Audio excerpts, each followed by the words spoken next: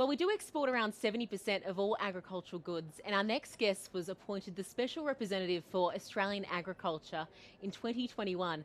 Su McCluskey joins us live. Sue, thank you so much for coming on this today. Hey, I tell you what, it's a fancy title. What exactly does your job entail? It is a fancy title, isn't it? And it goes with the fancy job. In fact, a lot of people say I have got the best gig in Australian agriculture. Travelling around the world.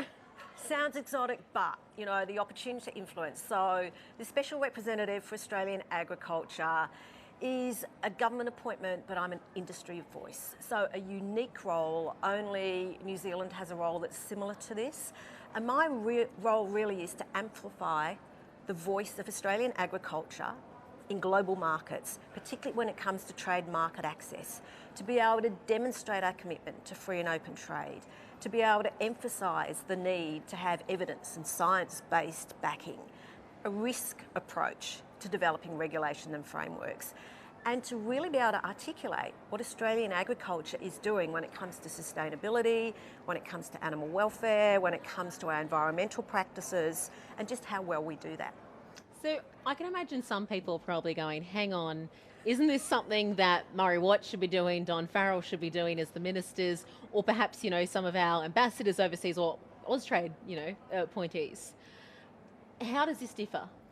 So all of those people are doing great things to provide the voice for Australian agriculture and the voice for trade and market access.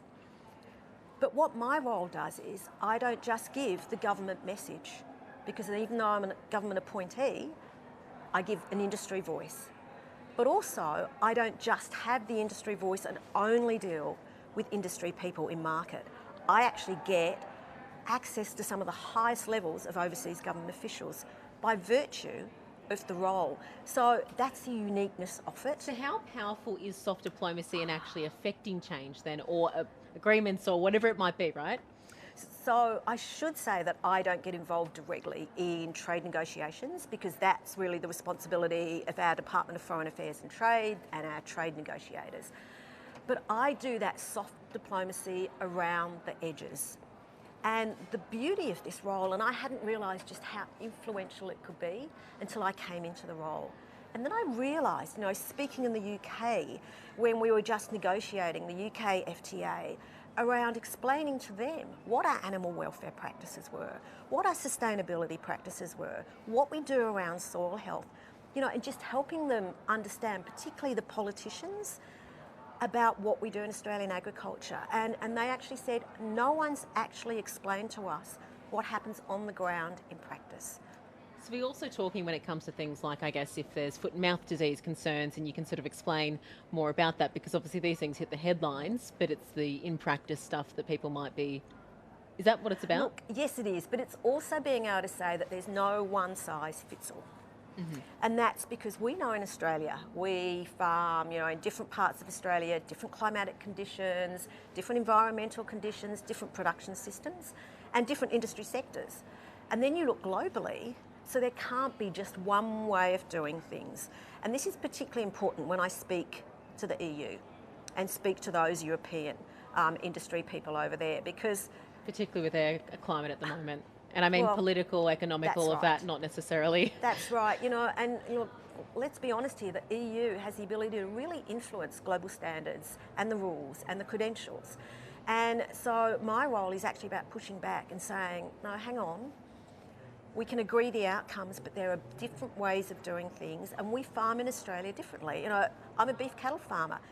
In Europe, they keep their cattle in barns and in sheds. Here we have open grazing. So that means you have different farming practices, and it's important that we can recognise that and we understand it, but we all need to be on that trajectory to greater sustainability. Just quickly, Sue, biggest threat to export at the moment, what would you say? I would say that our biggest threat is that we can't become complacent. Sustainability is coming at us. Demonstrating that, being able to measure and report, will become absolutely key to Australia maintaining our clean, green produce. And until then, let's battle it out to define what sustainability is, depending on who you are, right? That's absolutely correct. Su McCluskey, thank you so much for your time today. Thank you. Well, guys, stick around. Coming up, we're live with the Queensland Agriculture Minister.